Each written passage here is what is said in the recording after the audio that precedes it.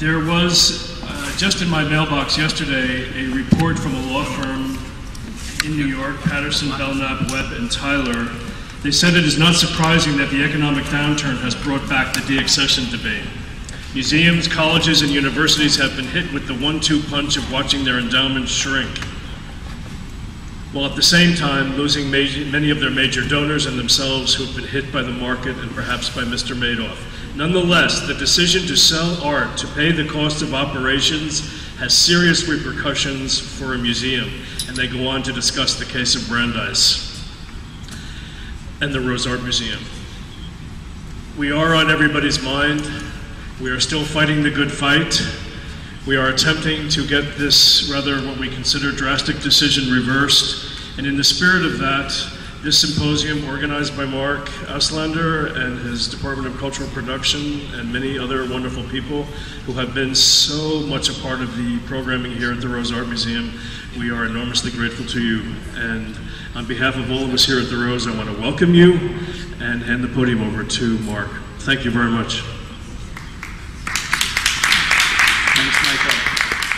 But actually, the real organizer of this event is Rania Gordon, who is a graduating senior. We're enormously proud of her for all of her work in bringing us together this afternoon, including Assemblyman Brodsky, who's listening in from Albany.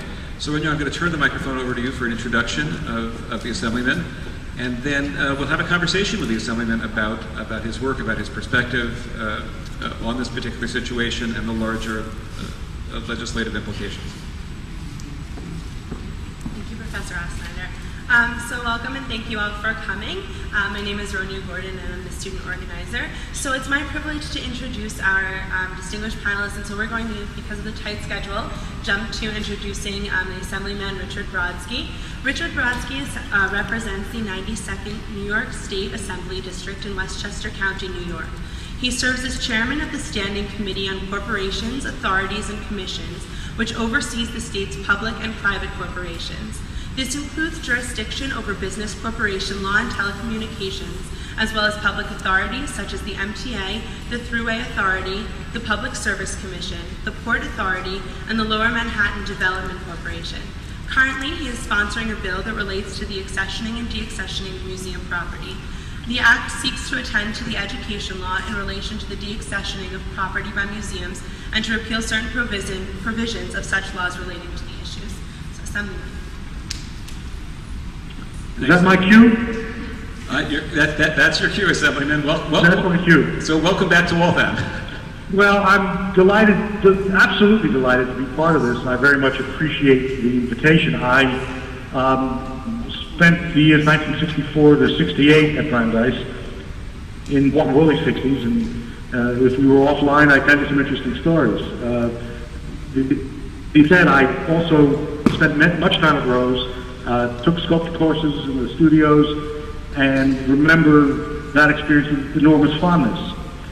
That being said, as your introductory remarks pointed out, there's an economic crisis which is letting the fractures and tensions in many institutions become much more visible than they would ordinarily be. There was sort of an almost gentlemanly agreement, gentlewomanly agreement, I suppose, both, that these kinds of things would be handled informally when institutions went into crisis. That's no longer possible because the pressures are so immense. The real heart of this is a sense that I and a number of others have. The art that exists within museums is held in a public trust. It is there not to be monetized when a crisis occurs, but to be held in the interest of the public, in the broader sense of the word public. The political dangers that in times like this, the bean counters, and those including in some cases members of the institutions themselves, rise in prominence and strength, and those concerned with the broader public interest recede by nature of the economic crisis. Given that broad reality, we put out a bill which is moving forward within the Assembly and the Senate, which simply says that a museum must decide for itself what its collections